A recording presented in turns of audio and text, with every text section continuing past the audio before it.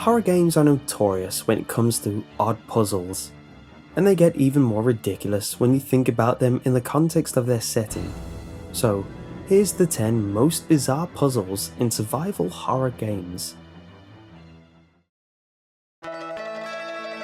The weirdness of many survival horror puzzles come from the fact that you need to access various locked areas, and unlocking them is rarely as simple as using a key. Even when you aren't running back and forth to solve strange symbolic puzzles, which is often excusable in Silent Hill due to the strange nature of the town. You have to take actions so strange, you'd probably never think to do them if it wasn't a video game. In the original Silent Hill, there is a key you need stuck in a drain on top of the roof. The natural assumption is that you need to pull it out, but that's not the solution at all. Instead, once you find a convenient rubber ball elsewhere on the school grounds, you need to use it to plug up the other drain so that you can turn on the water and wash the key down the rain spout. It all worked out at the end, but wouldn't it have been safer to find a way to pull it up instead? This shows up in so many survival horror games. We need to look at the concept overall. It is a good reason why many horror protagonists know how to play the piano, or at least have an ally who does, because pianos are apparently incredible tools. They might have items hidden inside, keep objects attached to the walls, or control the locks of hidden doors. Their mechanisms react to a specific melody being played, which is conveniently either the only sheet music in the house or hinted at through a nearby riddle. How these piano locks possibly work is mysterious, but one thing is clear. If you're ever in a survival horror situation and you see a piano, search intently for clues about a specific song. It might be your only hope of escape. Overblood is filled with illogical moments, but one of the strangest puzzles occurs at the very beginning. When the protagonist wakes up, he's in danger of freezing to death. As his health decreases, you're tasked with solving the problem. At first, you try to change the temperature in the room, but while it helps, it isn't enough. However, warming up the room lets you open the door to the next room, where you find a vest.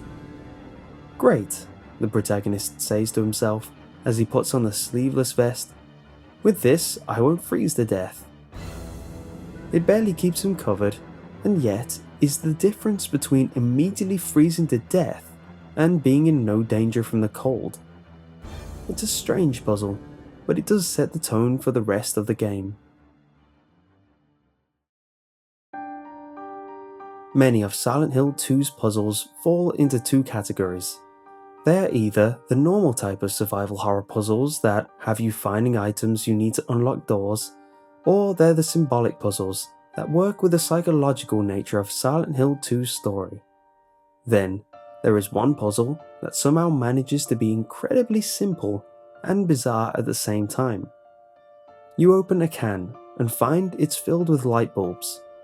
You then take a light bulb out of the can, as though cans of light bulbs are normal, and use it in the bar so you can turn on the lamp. Why do you need the lamp on? Because James can't see the door's keyhole to put the key in. This would make more sense if it was a particularly dark area, but when the player can see the door perfectly fine and there are other lights in the room, it seems rather silly. And really, a can of light bulbs? The Resident Evil games are filled to the brim with convoluted puzzle locks, but most of them can be vaguely justified since the people who own the mansions and laboratories are insane and paranoid. However, Raccoon City itself, which is supposed to be a normal city, is equally difficult to navigate. When you have to enter the sewers in Resident Evil 2, you can't just unlock a door. No, you need to get past a special chessboard lock that requires 4 plugs shaped like chess pieces.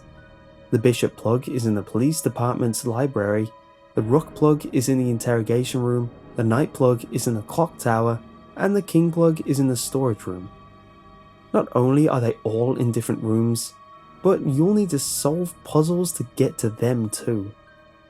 Resident Evil 2 tries to explain this puzzle away through a memo about a waste disposal worker who loves chess. But it's still pretty bizarre. The Resident Evil series is in love with bizarre puzzles. Another one comes to us from Resident Evil 0. This particular puzzle requires two people at separate consoles to enter passcodes at the same time. The passcodes are generated by math-based puzzles where you are given a sum and must enter numbers that add up to it. First, that is a terrible way to implement passwords. It's not a security system so much as a precaution that the people at the console can add. Second, if it's not a security measure, why must it involve two people? And third, this is the brake system for a train. Yes, that's right, the only way to stop the train is to have two people on opposite ends solve math puzzles. Who thought that was a good idea? Why does this puzzle exist? When PT first came out, players not only found it fascinating and horrifying, but also puzzling. In particular, the final puzzle needed to trigger the ending stumped players for quite a while. The person who first solved it, and discovered PT's true identity as a teaser for Silent Hills, didn't actually know what she did.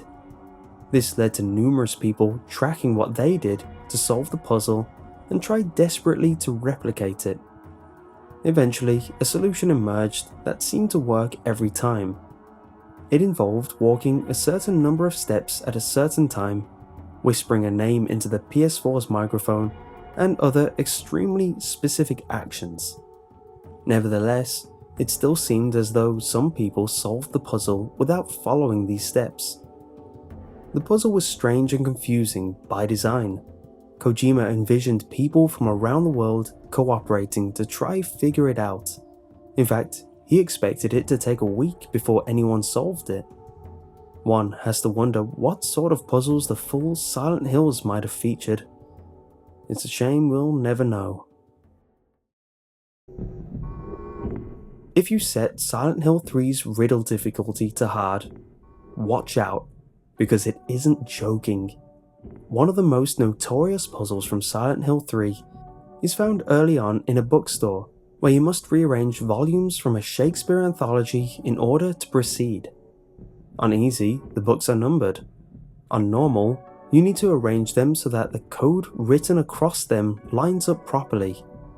On hard, you need to solve a lengthy riddle that requires basic knowledge of Romeo and Juliet, King Lear, Macbeth, Hamlet, and Othello. But wait, once you match the books to their correct verses and line them up properly, you still don't have the code. Another part of the riddle refers again to certain players and how their numbers must be altered for you to actually get the correct code.